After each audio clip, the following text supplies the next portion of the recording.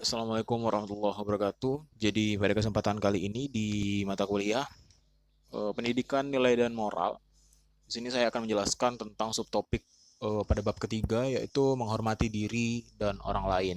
Jadi kita langsung masuk aja ke dalam materi untuk mempersingkat waktu.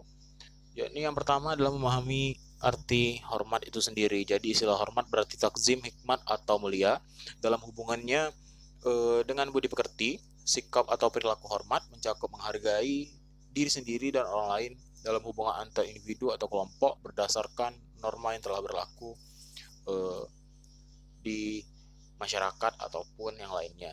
Kemudian menghormati diri sendiri itu yaitu berarti memelihara perilaku, perkataan, tulisan atau gerak-gerik serta berusaha agar dirinya diterima orang lain dengan cara mengenal, menghargai serta giat meningkatkan potensi diri yang ada dan senantiasa memperbaiki kelemahan yang ada pada dirinya. Kemudian untuk yang selanjutnya adalah menghormati orang lain adalah perilaku yang membuat orang merasa dihargai, diberi kesempatan atau dimuliakan, menghindari sikap memandang rendah, sombong, menyalahkan, menjelekkan, dan lain sebagainya, ataupun mengusik hak atau ketenangan seseorang.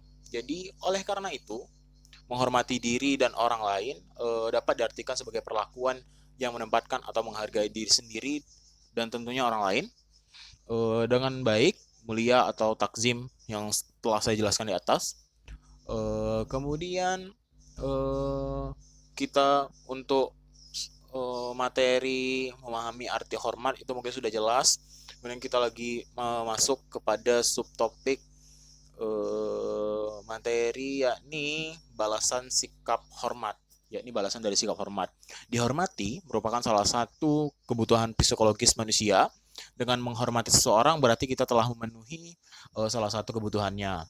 Orang merasa terpuaskan kebutuhannya, tentu akan merasa senang, bahagia, dan pada gilirannya akan membalas suatu kebaikan tersebut ataupun kehormatan tersebut pada kesempatan lain tentunya. Jadi kita sebagai manusia ya pasti melaksanakan hal itu. Kemudian untuk kondisi ini tentunya itu dirasakan oleh semua aspek manusia, mulai dari tua, muda, kecil, besar dan lain sebagainya.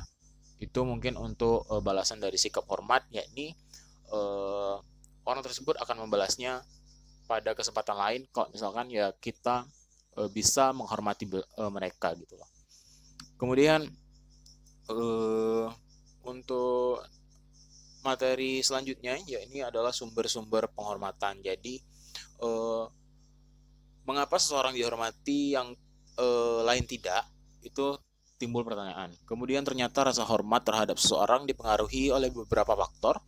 Sumber atau faktor yang bisa menimbulkan rasa hormat itu bisa disebabkan oleh yakni yang pertama adalah faktor keturunan, yang kedua adalah kondisi fisik, kemudian selanjutnya adalah jabatan, kemudian kekayaan, yang selanjutnya adalah ilmu dan pendidikan, akhlak atau budi pekerti, dan yang terakhir adalah poin ketujuh yaitu agama. Jadi di ketujuh poin inilah di mana kalian semua itu bisa belajar tentang sumber-sumber penghormatan. Mungkin tidak saya jelaskan secara detail, mungkin kalian sudah paham tentang beberapa hal ini. Kemudian untuk next next materi yaitu dimensi penghormatan pada orang lain. Jadi dimensi di sini yaitu karena di antara manusia itu terdapat macam-macam perbedaan ya pastinya ya. Rasa saling menghormati akan perbedaan menjadi hal yang paling penting untuk membangun kehidupan manusia yang damai dan bahagia, baik secara pribadi maupun dalam kehidupan bermasyarakat, berbangsa dan bernegara.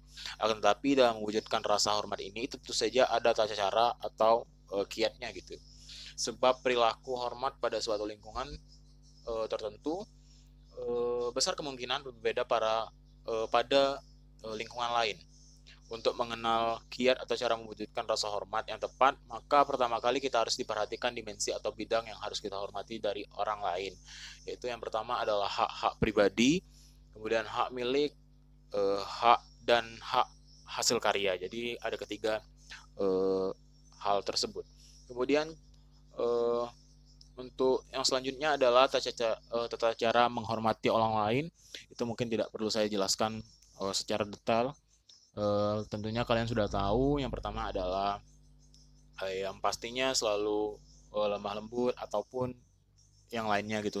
Tanpa saya jelaskan secara detail pun mungkin kalian sudah tahu.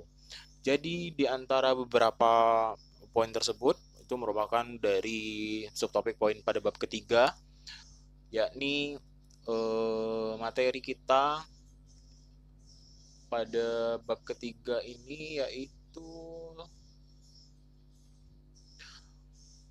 menghormati diri dan orang lain. Jadi mungkin ada beberapa part yang sudah saya jelaskan walaupun tidak secara detail karena mengingat waktu. Jadi untuk kesempatan kali ini itu saya akhiri. Wabillahi taufiq wal hidayah. Wassalamualaikum warahmatullahi wabarakatuh.